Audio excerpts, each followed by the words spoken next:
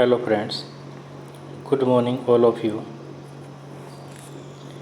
आज की हमारी क्लास स्वतंत्रता के अधिकार के ऊपर है। भारतीय संविधान में मौलिक अधिकारों पर हमारी चर्चा जारी है। मौलिक अधिकारों में दूसरा जो मौलिक अधिकार है वह है स्वतंत्रता का अधिकार है। स्वतंत्रता के अधिकार का जिक्र अनुच्छेद 19 से 22 तक किया गया है। अनुच्छेद 19 से 22 तक स्वतंत्रता के अधिकार का जिक्र किया गया है। अनुच्छेद 19 से 22 चार अधिकार है।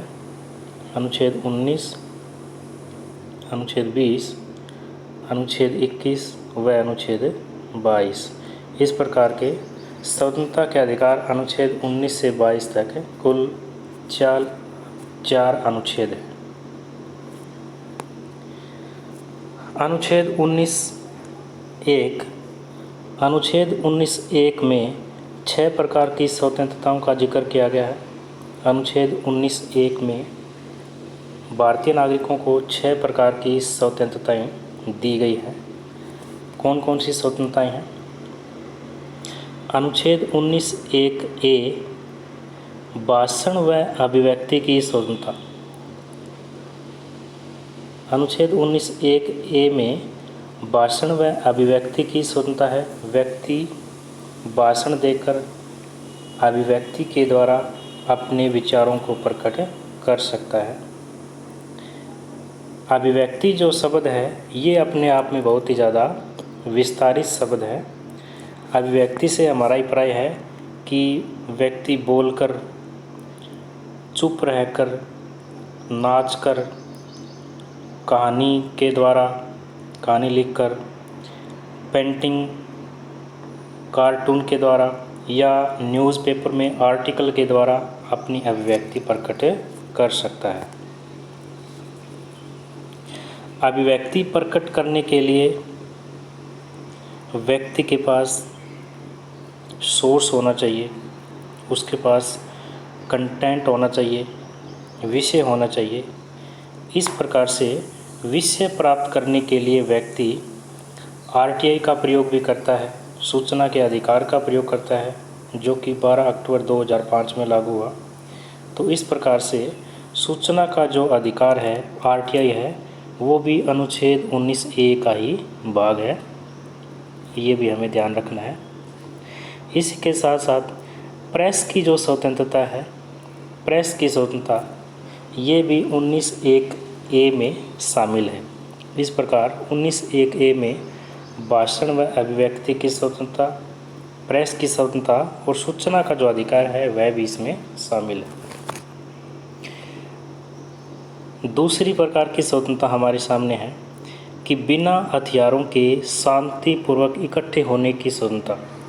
व्यक्ति बिना हथियारों के, बिना आर्म्स के शांतिपूर्वक तरीके से कहीं भी इकट्ठे हो सकते हैं, ये उनको स्वतंत्रता है। यहाँ इस बात का भी हमें ध्यान रखना है कि जब सिख धर्म के जो लोग हैं, जो गुरुद्वारा में अरदास करने के लिए जाते हैं, तब हमें ऐसे लगता है कि हज़ारों की संख्या में जो लोग हैं वो हथियारों के साथ इकट्ठे हो गए हैं, क्योंकि उनके पास एक कृपाणनुमा क्या है, हथियार होता है। तो इस प्रकार से उस समय जो लोग गुरुद्वारा में सिख धर्म के जो लोग इकट्ठे होते हैं कृपाण के साथ, तो वह अनुच्छेद 19(1)(b) का उल्लंघन नहीं है, यानी कि बिना हथियारों के शांतिपूर्वक इकट्ठे होने की स्वतंत्रता का उल्लंघन नहीं है। क्योंकि अनुच्छेद 25 में इस बात का वर्णन किया गया है कि धर्म के अनुरूप आचरण करने की स्वतंत्रता आर्टिकल 25 में है, और इस प्रकार से यह आर्टिकल 19(1)(b) का उल्लंघन नहीं है। इस बात का भी हमें यहाँ ध्यान रखना है। तीसरी प्रकार की स्वतंत्रता संगठन अथवा संघ बनाने की स्वतंत्रता है। व्यक्ति किसी भी प्रकार का संगठन या संघ बना सकता है, ये भी व्यक्ति को स्वतंत्रता है। घूमने फिरने की स्वतंत्रता है। व्यक्ति कहीं भी आ जा सकता है, कहीं भी घूम फिर सकता है, घूमने फिरने की स्वतंत्रता है। रहने या बसने की स्वतंत्रता, व्यक्ति कहीं पर भी निवास कर सकता है, रह सकता है। व्यक्ति को रहने या बसने की स्वतंत्रता भी है। व्यापार करने की स्वतंत्रता, छठी स्वतंत्रता व्यापार करने की स्वतंत्रता है। व्यक्ति अपनी आजीविका के लिए, अपने जीवन यापन करने के लिए किसी भी प्रकार का व्यापार व्यवसाय कर सकता है। ये भी अनुच्छेद 19(1) में व्यक्ति को स्वतंत्रता दी गई है।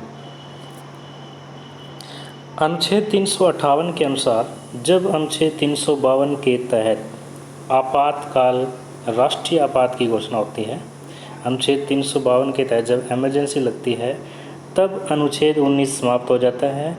यानी कि व्यक्ति की ये 6 की 6 स्वतंत्रताएँ समाप्त हो जाती है। आर्टिकल 19 उस समय सस्पेंड हो जाता है जब भी राष्ट्रीय आपात की घोषणा होती है। इसी के साथ साथ अभी हमने जो 6 प्रकार की स्वतंत्रताओं का जिक्र किया है, इन स्वतंत्रताओं पर अनेक प्रकार के प्रतिबंध भी लगे हुए हैं। इनकी लिमिटेशन है, सीमाएं हैं, इन पर बहुत ज़्यादा प्रतिबंध लगे हुए हैं। और उन प्रतिबंधों का जिक्र अनुच्छेद 19 के 2 से 6 में किया गया है। 19(1)(a) में 6 प्रकार की स्वतंत्रताएं हैं और अनुच्छेद 19 2 से 6 में उन स्वतंत्रताओं पर जो प्रतिबंध लगे हुए हैं उनका जिक्र किया गया है। कौन कौन से प्रतिबंध हैं?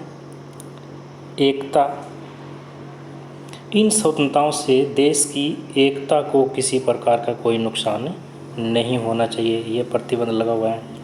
अखंडता, देश की अखंडता को इन स्वतंत्रताओं से किसी प्रकार का कोई नुकसान नहीं होना चाहिए।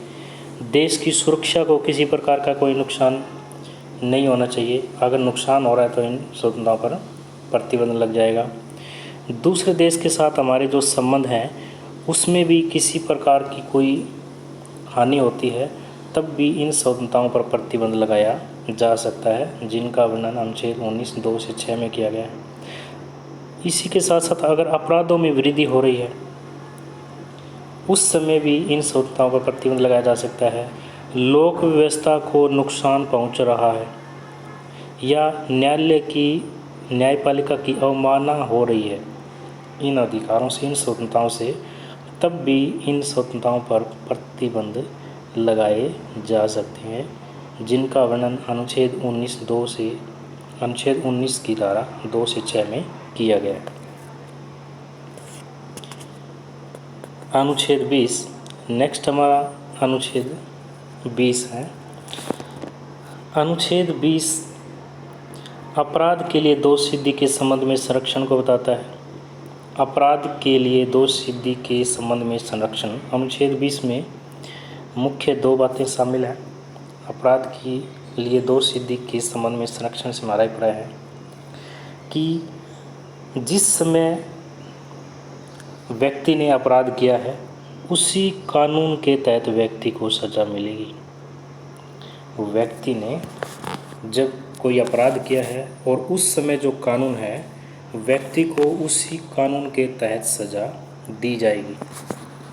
जैसे किसी व्यक्ति ने कोई अपराध 20 मई 2017 को किया। अपराध कब किया? 20 मई 2017 को। और उस संबंध में कोई नया कानून आज बनता है 20 जुलाई 2020 को। कानून कब बन रहा है? 20 जुलाई 2020 को। व्यक्ति ने अपराध किया 2017 को और उस केस की सुनवाई है 29 जुलाई 2020 को।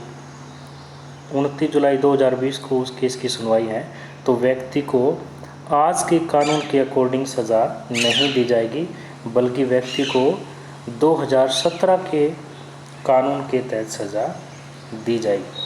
यानी कि व्यक्ति ने जिस समय अपराध किया है उस समय का जो कानून है उसी कानून के तहत व्यक्ति को सज़ा दी जाएगी। इस बात का भी हमें ध्यान रखना है। इसके अलावा एक अपराध के लिए 2 सज़ा नहीं दी जा सकती। अनुच्छेद 20 ये कहता है कि व्यक्ति अगर एक अपराध करता है तो उसे एक ही सज़ा मिलेगी। एक अपराध के लिए 2 या 3 सज़ा नहीं दी जा सकती। व्यक्ति को एक अपराध के लिए केवल एक ही सज़ा दी जा सकती है।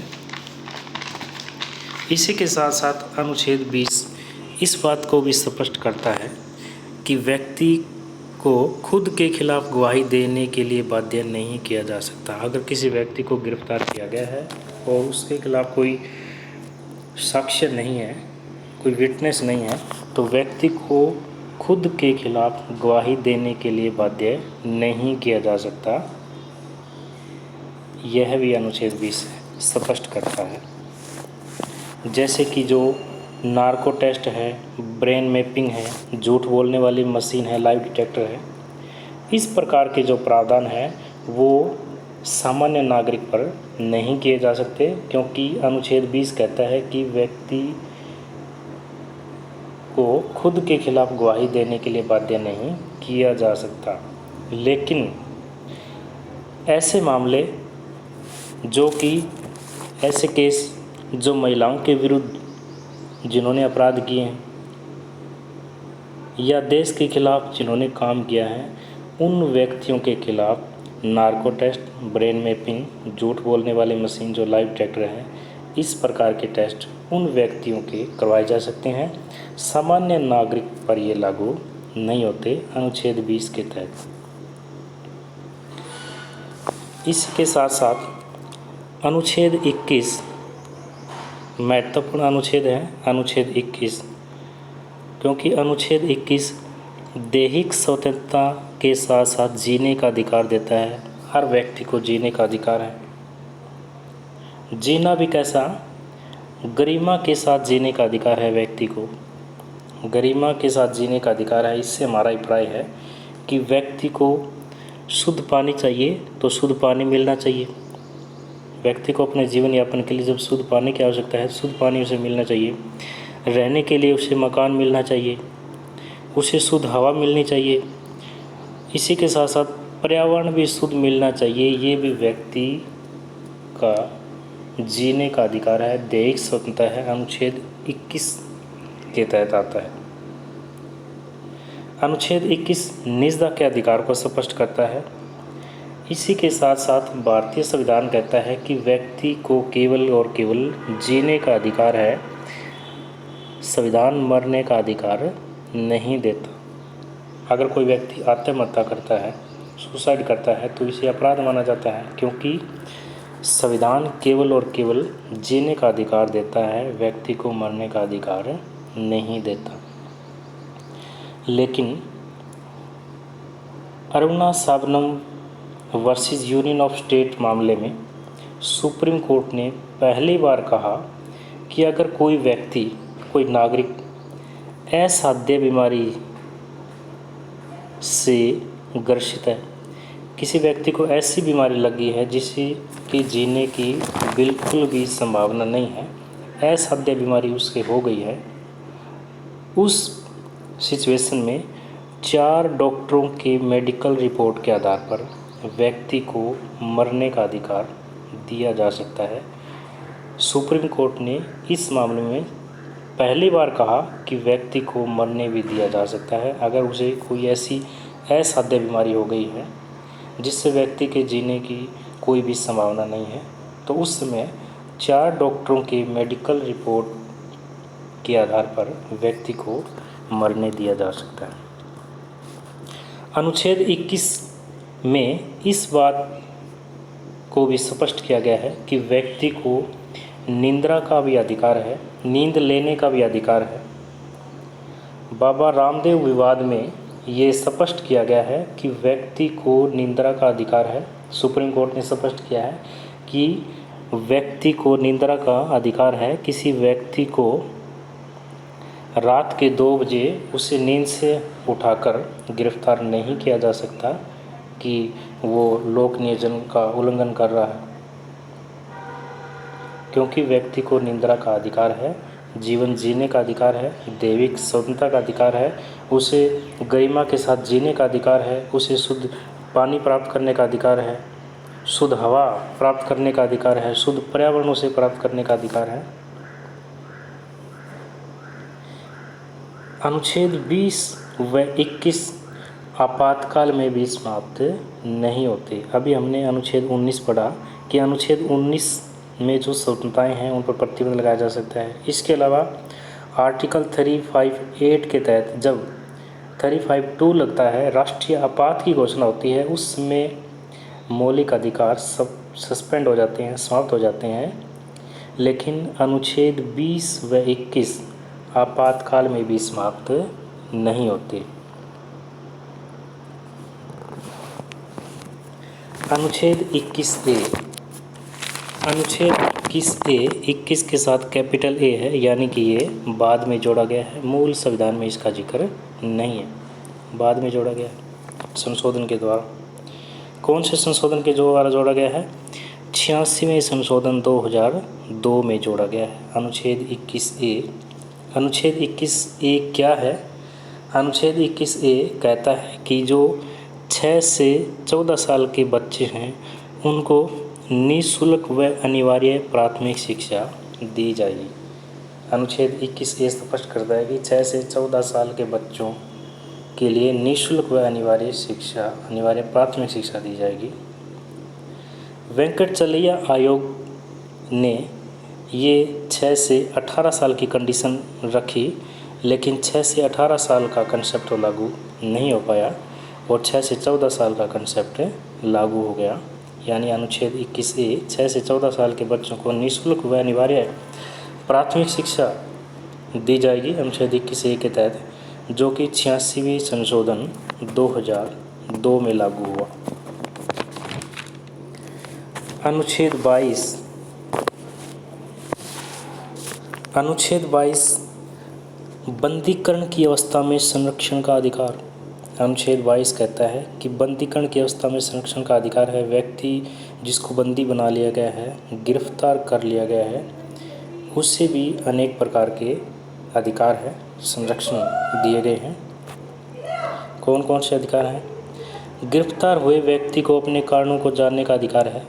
किसी व्यक्ति को गिरफ्तार किया जा रहा है, उसे ये जानने का अधिकार है कि उसे गिरफ्तार किस कारण से किया जा रहा है, उसका अपराध क्या है, ये जानने का व्यक्ति को अधिकार है।